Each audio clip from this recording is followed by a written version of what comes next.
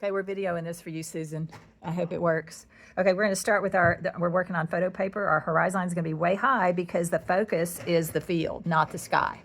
So the sky is really insignificant. So when I'm starting with this sky back here, and I'm going to go all the way across this time instead of having a hill, I often start with white and then tint the white blue, because if you start with blue and then you add white, it takes a while before you can get it light enough. So I'm just going to take a bit of white over here. I already have a little blue on my palette. And you're using a dagger brush, Carrie? I just thought I would, but you can use whatever you want. I don't know if I want this. This one's really pretty soft. It might be too soft. Okay, so I'm going to take white, add the blue to it, and okay, it's kind of dragging. So I'm going to add a tiny bit of water. Okay, which brush? I think You don't want it to be a dry brush. I don't want this to be a dry brush. This is a dagger brush, but I think it's too soft. Okay, so I'm just gonna kind of feel it. I don't want stripes. I just put it in there so then I could. Well, that didn't work. Let me just soften that. Yeah, this is almost too soft to do what I want. But just lay in. If you wet it too much, it lifts it off. So add just enough water that you can smear the upper portion of that. And while I'm working, I'm going to mix a little bit of green and just kind of drag the green into what I just laid in. Is there a dip in your horizon line? There might be. Is there supposed to be? No. No? You can make it as straight as you want. Or not. Okay, so I'm just creating a line to where my horizon line will be, and that'll be definitely adjusted. Yeah, I'm not going to use this brush. I like the other one better. I'm going to go back to I believe I used this one and this one this morning. Oh, your land in your other one starts down and goes up. You can do it either way you want. I said I'm going to do this one different. I'm sorry. No, I just didn't want them I didn't want to do them the same. So the field in Fredericksburg, when you look out in Texas, it's just flat. And then you see these distant trees in the back. So my sky is literally dry. I mean, I just put it there, but gouache dries really fast. So I'm going to come over here. I already have, this is what I like about gouache. I can pick up some colors that I've already used. If you have your palette that you've already used, you can pick up kind of a dirty green. Okay, if you look, it's not real thick. You see where my paint is? It's kind of runnery. All right, so I'm going to just lay in. I'm going to make these trees. You can't go backwards on this thing. I'm going to lay in some just greenery. And this is not going to be as far back. I mean, if I was in Texas, these trees would be itty bitty. And for where they are. So I'm not worrying about the trunks. I'm just laying in some greenery.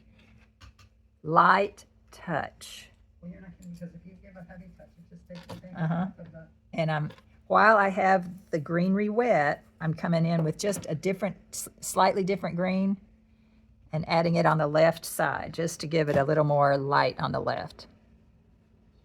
Then I'm going to leave that alone. I don't want that bright a green in the background. You can see that I have a lot of yellow and reddish orange, kind of like when I was in Texas. Not only is there poppies, but there's, the Indian paintbrush and blankets are beautiful. All right, so if you look up here for just a second, when I tilt my paper, I think you can see, well, maybe, okay, see where it's shiny? I'm not going to touch where it's shiny, because if I touch where it's shiny, I'm going to lift it right off. So I do have a hair dryer so that if you get to where you have to touch too much and it's wet, then you can hit that and it'll help. All right, now I'm going to go more painterly, like actually I think I can just keep the same brush. All right, so I'm going to take some paint. Y'all just watch for just a second if you're at a stopping point. Are y'all at a stopping point? Okay, so I want some yellow in the background. I have some yellowy, see it's kind of globby. See, gooey. Okay. Okay, look, when I lay it down, it's not moving anywhere. It's too thick. So I barely touch my paper, dab my brush on paper towel, then I can come back and I can move this around. If it's too thick, it's going to glob and blob and stay, but you don't want it too wet. Too thick. That's really a little thick for that far back, but that's okay. So I'm going to just lay in some of the yellow, and then I'm going to take some of the red, kind of go in between. These are the distant, see if it's really bright, it's doesn't have the green underneath. And as I get closer, I don't want, I'm just barely touching back here just to kind of soften that. And as I get closer up, then I'll become more speckled like this. Now, what's that green over on the right hand side? I thought we weren't going to put that tree in there. Was that a tree that I just That was missed? trees in the distance. Okay, Yeah, they're just up on the hill. Okay. All right, but see, that's a real hard edge right there where the I don't like that. So that's when I rinse my brush off, take off some of the moisture, and I'm going to lift off some of that hard edge back there, or just soften it a little bit.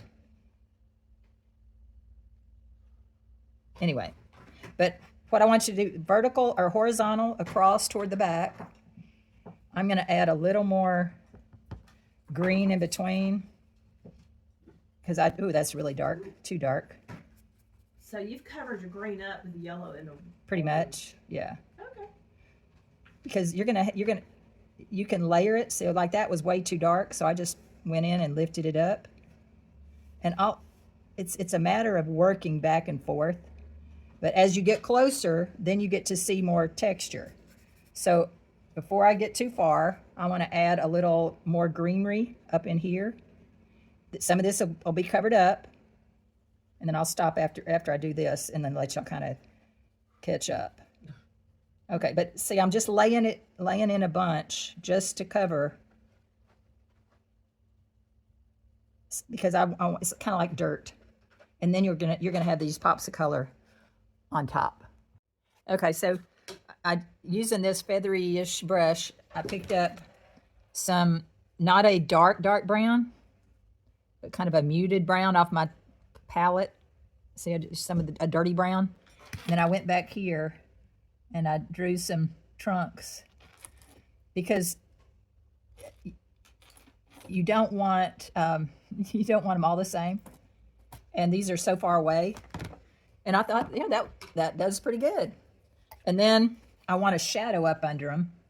So again, look at that, what this brush does when I get it wet. It splits into two. That's what mine is. Yeah, and so I'm just going to drag some shadows with whatever's left on that brush and just seat those trees a little bit. If you drag too much, you're going to lift up the paint. I just lifted up some of it over here. One brush. Doesn't matter what brush. No, it does, because I had a little tiny down there. You are. Oh. Threw it down. Okay, so if I want to fool with those trees, I'm gonna get a soft brush this time. This is a longer watercolor brush, but do you see it's a very soft tip? When you have a very soft tip, it's not going to, it's less likely for you to scrub hard enough to lift. If you have, the stiffer your brush is, the easier it is for you to scrub and lift up. Okay, so I'm going to take a little bit of yellowy green, that I have on my palette. It's sort of runny. You see, it's not runny, but I'm lifting up other color. And I'm going back and establishing a little bit of lighter green on the left side of those trees, just so that they're not all the same color tone. So just barely tap, tap, tap, adding you just don't want your trees all to be one value.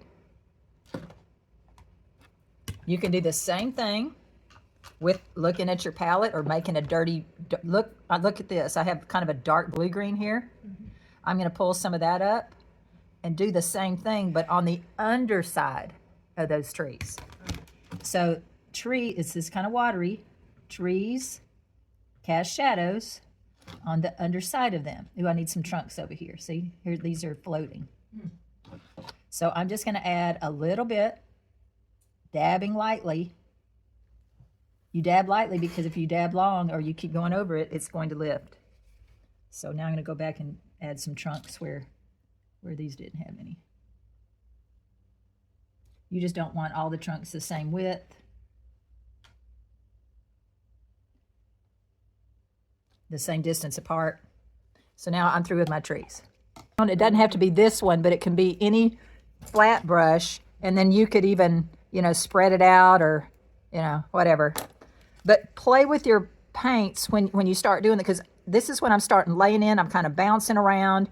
Part of it will be green, part of it will be red. We can throw in some pinks, some yellows.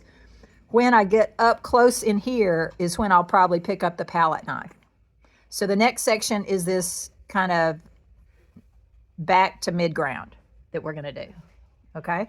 It's all right, Hillary. You make it look easy, but it's not. I'm going to pick up some paint.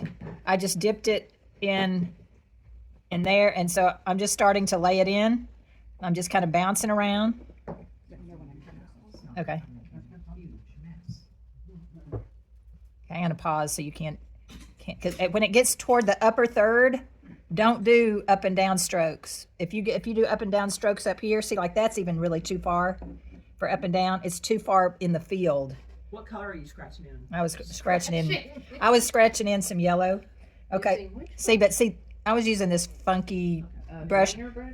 But see, look, this is too vertical for how far back it is. So I'm going to hit that and make it go down a little bit. So put in a little bit, play. See, it's like, oh, I like a little bit of texture in there. But if it's too vertical, too far away, then it's not going to read right. So as I get about halfway in, I'm going to start making things stand up a little bit. I'll pause there. I shifted brushes to a round brush that has, it's not, you know, it doesn't have a sharp point. But the reason why I picked it is because when I make a line with it or dab with it, it's sort of curved on the top.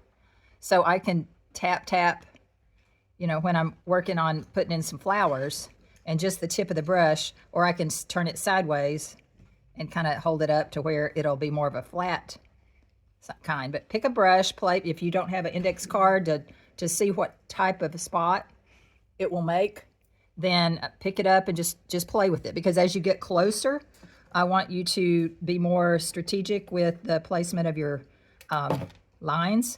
And what I'm also trying to do is I didn't fill in this base totally. If you see, if I tilt it here, well, maybe I can't really see, but the white part, okay, see the white part that's still shiny where I have no paint? I want to make sure I fill that in with flowers. So this is where you can just kind of bounce around, have some fun. I can pick up some magenta if I want to. Yeah. So I'm going to have a variety of colors in my field. And here I'm still bouncing around, but trying to be a little more intentional. I'm not trying to do any particular shape, you know, right now. And as I get closer, I get a little more intense and a little bigger. Okay, see when I get up here, see how this is bigger? Okay, so, but just try to, again, a lot of it is just try not to be too forceful with it. I know that's hard to say because you want to, but I'm trying to look at where I have empty spaces and fill in some of that. Do different types, and I'll do different colors. I might even go back in the back and add a deeper, darker red in the back. A little more vibrant back there. Not the very back, but That was a big. Oh, no. giving me the heebie-jeebies. Aw. You're supposed to have fun with this. I know. But you can pick up orange, you can pick up some yellow, but it has to be juicy enough on your brush for it to lay down. Like this is really, what I just picked up was very thick. Can you see how globby it is on my brush? Can you see that? Mm-hmm.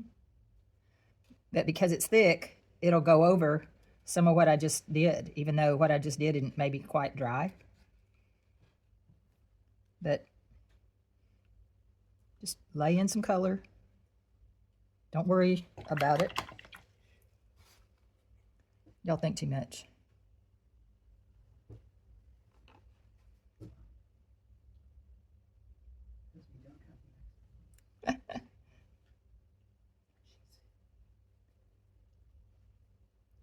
Maybe you have the attitude of, whatever, who cares? Don't worry, be happy. Yeah, don't worry, be happy. Yeah. I think the bourbon might need to be involved, but we can do that. Well, help yourself. It's in the kitchen. How many straws do you have? I think I have quite a few, Beth. Okay, so I'm getting a little spotty, so some of this I just wet my brush and I'm going to blur some of this together. Okay, then I'll pause and let y'all sort of catch up, because we'll have some. Well, I'm not even down to the front yet, so catching up is going to take a while. Okay, fair enough. If you want a pinker tone, you can take that magenta, add a little white to it. Not much white, but because if you add too much white, it gets really chalky. And I'm going to just see this. Oh, this is probably too watery. I tell you what I like that I'm picking up on is where we left those little white spots, Mm-hmm. the green. When you paint over it with magenta, like there are parts that are going to be lighter and parts that are going to be darker because of what's got paint underneath and what doesn't. Exactly. And that's kind of cool. And that's the same premise of underpainting. If you want something to show through, or you want a variedness in your the second or third layer, it's going to be affected by what's underneath. Mm-hmm. And it'll also vary on how intense the color is, because if you have white underneath there, that color is going to be more intense than if you have green under it. All right, so what I'm going to do next is play a little bit with the greenery up front. Right now, I'm going to just try this brush and see how it'll do. I'm going to get a dark green, and y'all are going to go, okay, so this is where I'm just putting in some really scribbles. You don't want to go up high with this. I'm going to come back over a lot of this and cover it up, but this is just kind of giving me a base to do my up close flowers. See, see how I'm going a little almost scribbly to where I want some movement in there, and then I'm going to get a different color of green. So are those like the stems? They could be. Okay, so, and then I want some splotches of green, because it's not all skinny stems. There's leaves of all these different flowers that are in here. So I'm using a different color and a different shape. So it's maybe the lower third of your painting is going to have this kind of detail in it. So that's just kind of laying in some base for the final flowers to go on top of. I'm going to rinse my brush out and let that dry. If you want a pinker tone, you can take that magenta, add a little white to it. Not much white, but because if you add too much white, it gets really chalky. And I'm going to just see this. Oh, this is probably too watery. I tell you what I like that I'm picking up on is where we left those little white spots, Mm-hmm. the green. When you paint over it with magenta, like there are parts that are going to be lighter and parts that are going to be darker because of what's got paint underneath and what doesn't. Exactly. And that's kind of cool. And that's the same premise of underpainting. If you want something to show through, or you want a variedness in your the second or third layer, it's going to be affected by what's underneath. Mm-hmm. And it'll also vary on how intense the color is, because if you have white underneath there, that color is going to be more intense than if you have green under it. All right, so what I'm going to do next is play a little bit with the greenery up front. Right now, I'm going to just try this brush and see how it'll do. I'm going to get a dark green, and y'all are going to go, ugh! You know. Okay, so this is where I'm just putting in some really scribbles. You don't want to go up high with this. I'm going to come back over a lot of this and cover it up, but this is just kind of giving me a base to do my up close flowers.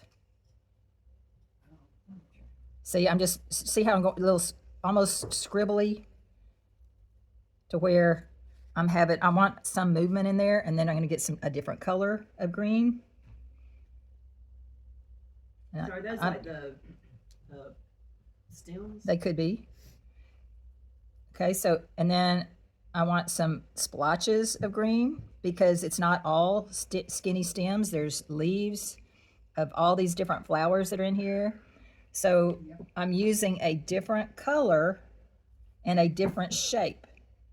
So it's maybe the lower third of your painting is going to have this kind of detail in it. So that's just kind of laying in some base for the final flowers to go on top of. I'm going to rinse my brush out and let that dry. This last part just is what I'm going to do with my palette knife. I'm only working with the tip end of my palette. You don't have to use your palette knife. It was just a matter of, oh, let me play. This will be fun. Okay, so I'm only going to get the paint on the very end. Okay. This is a stiff palette knife. It's one of my cheaper ones. Mm-hmm.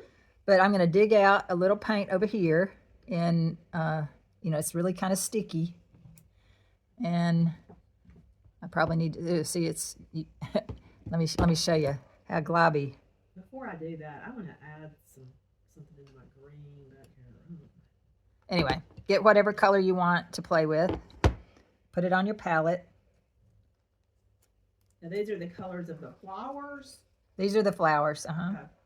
And I'm going to add oh, let's see, look at it. That's already hard. Really? I mean, I can push it. Well, maybe hard it in the, but it's just gunky. I really need to work on it again. One of those boxes to me reminds me of trying to keep a sourdough starter. I'm not sure I'm ready for the care and feeding of a gouache box. Well, see, that's exactly how I feel. That's why I'm holding off. It's more maintenance. Yeah. I do love pulling it to paint from. Yes. But I love see how many times I've pulled off my old palette because of the paint, because having these sheets. Now, if it's big and thick, a chunk like this, that's going to fall off. I painted that this morning. That was some dried paint, so that'll be a waste.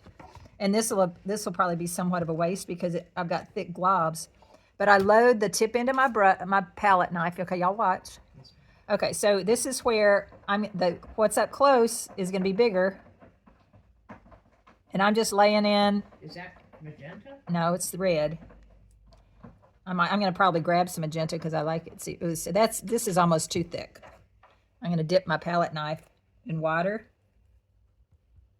and I'm going to reactivate this. And you're not necessarily aiming for the green stemmy thing.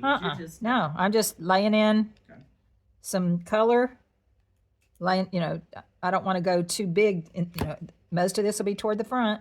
Mm-hmm. I'll go ahead and get a little magenta to vary that color, or you can add some orange to it. And I'm not even trying to make petals, y'all. Mm-hmm. I'm just tapping it, making it look like a bigger chunk of flower.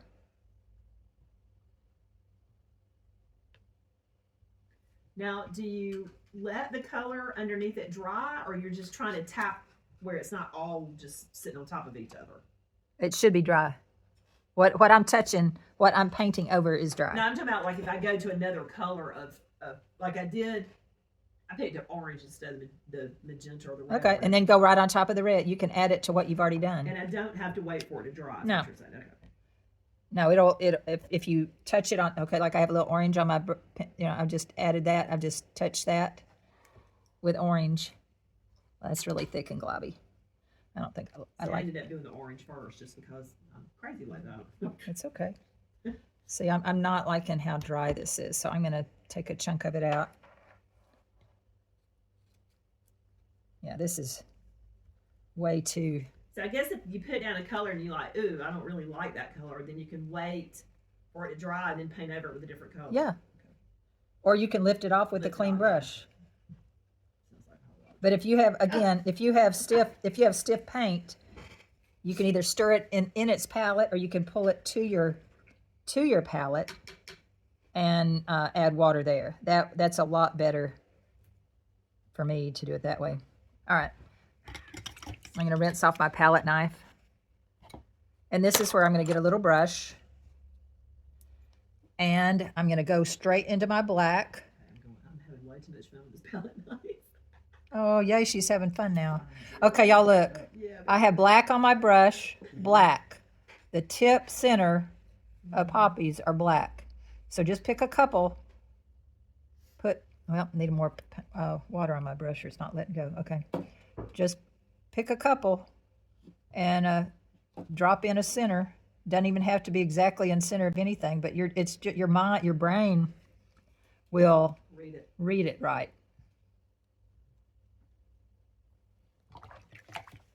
I'm going to add little bits of yellow wildflowers, so I'm just going to pick a brush that I can put, because in these fields are so many different flowers, and I'm just going to put little bitty bits of yellow in here.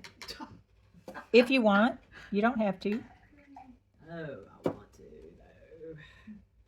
And I also do, you can flip. Let me see if I didn't do it in this other one. Let me see if I can get it to work. Where you splatter little bits of, I know, we're going to get in trouble here. Splatter. I don't want any splatter. I'm going to do the splatter on the lower end of my, you got to cover stuff up when you splatter. All right. So if I want some splatter in the lower part of my field, I just put watery white on my brush, and I'm going to hit it with the handle of another brush. Oh, Now, that looks neat. did you put, how many black dots did you put on there? Maybe 1, 2, 3, 4, 5, 6. Okay. So this was that was kind of a little maybe too watery, because it's going to sink down into. I'm going to see if I can. It just adds a little texture to it, but it's going to probably not show up all that much. You did that with white? Just a watery white, yeah. I'd do better just to put a few. I just like a variety. You know, kind of like baby's breath in a. Now this, see where that white drop landed right on this orange flower? It's sinking in to this orange petal, and eventually it'll disappear. But it just adds a little movement. And if you want to add specific stems, I don't think I did that. That seems above my pay grade. Where's the original painting? Did y'all give it to me? Oh, here it is.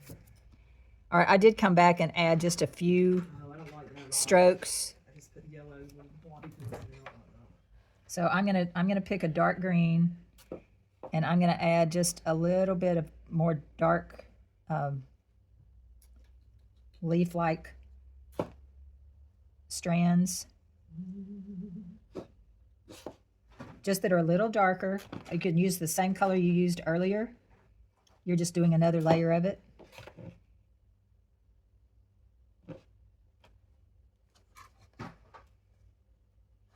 And it's not necessary, but whatever. And if something's too spotty, like if I don't like those, that's too streaky for me. I'm not really liking that, so I'm just going to come back in with a little bit more red up here. And just kind of knock it down, as though there's flowers up front that I'm just not focused on. And I'm going to just call that a day. Oh,